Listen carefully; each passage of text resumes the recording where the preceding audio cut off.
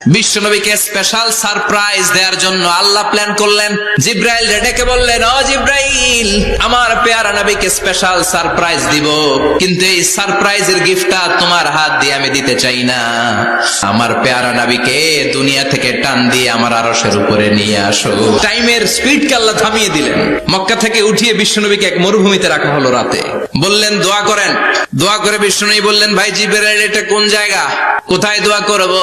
সাইয়েদনা জিব্রাইল বলেন, নবী, কিছুদিন পরে এই জায়গায় আপনি হিজরত করে আসবেন। এই জায়গার নাম ইয়াসরিব, মদিনা। আবার সেখান থেকে তুলে এক পাহাড়ে রাখা হলো। নবী দোয়া করেন।